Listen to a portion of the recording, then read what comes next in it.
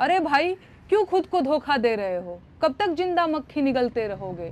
अरे कब बोलना शुरू करोगे? डंके की चोट पर बोलो कि राजा नंगा है। नमस्कार, आदाब। आप देख रहे हैं खबर अड्डा और मैं हूं आपके साथ सुम्बुलीरम। दोस्तों, खबर तो आपको मिली गई होगी कि सैफ अली खान के ऊपर कल रात को हमला हुआ है।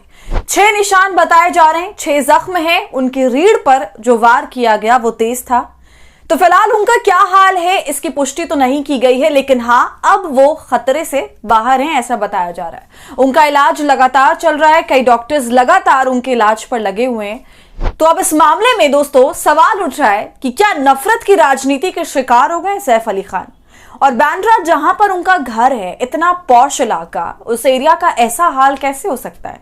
और बात अगर सुरक्षा की जाए तो उसकी हालत भी इलाके में पस्त है। इस पूरे मामले को लेकर, बांद्रा की सिक्योरिटी को लेकर एक्ट्रेस रवीना टंडन ने भी गंभीर बातें करी हैं। इसके अलावा दोस्तों, गायिका नेहा सिंह राठौर जो सरकार पर अपने गीतों से हमेशा कटाक्ष करती रहती हैं, उन्होंने भी तीखी प्रतिक्रिया दी है इस मामले में।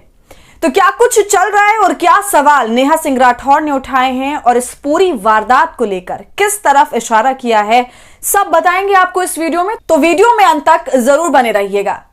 दोस्तों, बॉलीवुड एक तरह से देखा जाए तो हमेशा से एक सॉफ्ट टारगेट रहा है। आज के वक्त में अभिनेता अगर कुछ कह दे तो उसे लेने के देने पड़ जाते हैं। तो अब या तो अभिनेता किसी भी मुद्दे पर कुछ कहते नहीं हैं, या अगर कहते भी हैं तो बहुत सोच समझ कर कहते हैं। और आपको याद होगा आमिर खान, जिन्होंने एक बार कह दिया था कि मुझे मेरी पत्नी, उनकी एक्स वाइफ किरण राव ने कहा था कि उन्हें हिंदुस्तान में डर लगता है।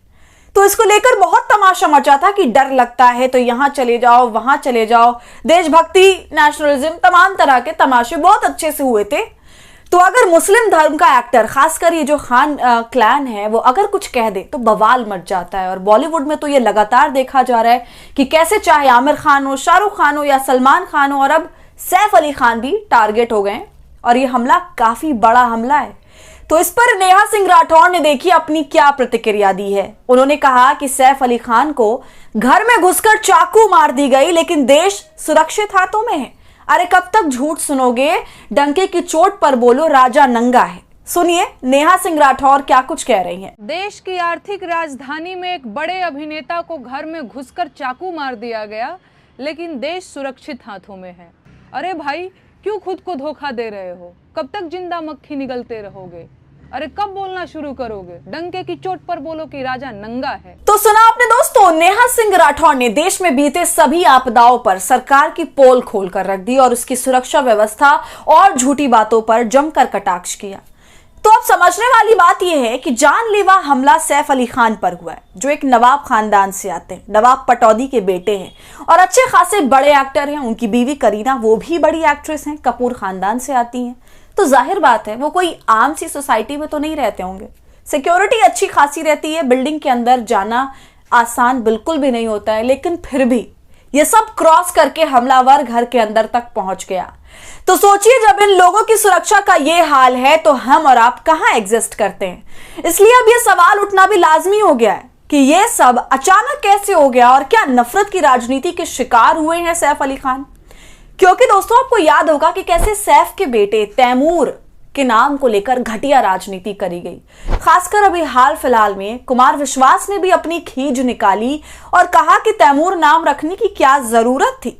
उनकी बातों से ऐसा लगता है कि जो उनकी चाहत सत्ता से करीब होने की थी वो तो हो नहीं पाई, लेकिन जब पीएम मोदी ने पूरे कपूर परिवार को मिलने के लिए बुलाया और कहा कि चौथी पीढ़ी की कमी है, बस वो तैमूर की बात कर रहे थे।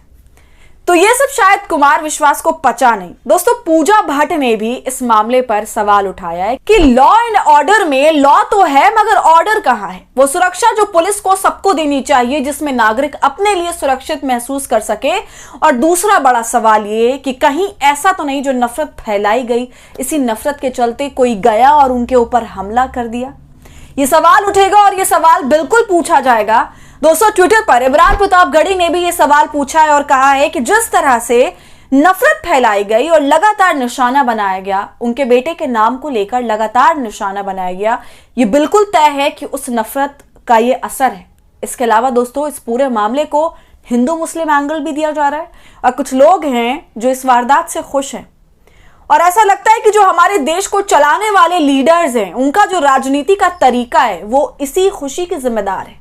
लेकिन फिर भी ऐसी बातों का खंडन करने के लिए अमित शाह को जाना चाहिए, अपना ओपिनियन रखना चाहिए, इसकी निंदा करनी चाहिए, क्योंकि अगर देश में इस तरह के हाई प्रोफाइल लोगों का भी अगर कोई सानी नहीं है, इनकी सिक्योरिटी का भी कुछ अता पता नहीं है, तो आम जनता का क्या होगा।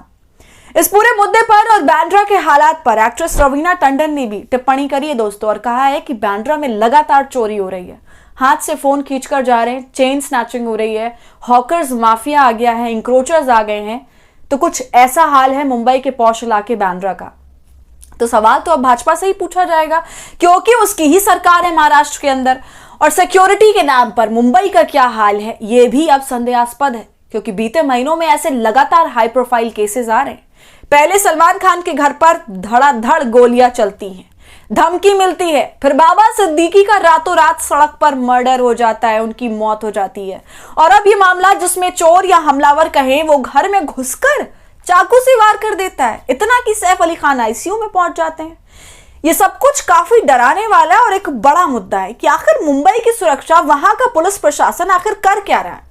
वो मुंबई पुलिस जिसे शिकागो पुलिस से जोड़ा जाता है। तो दोस्तों, आपका इस पूरे मामले पर क्या कहना है, हमें कमेंट कर जरूर बताइए। वीडियो पसंद आई हो तो इसे लाइक और शेयर करें, और खबर अड्डा को यूट्यूब पर सब्सक्राइब कर लें।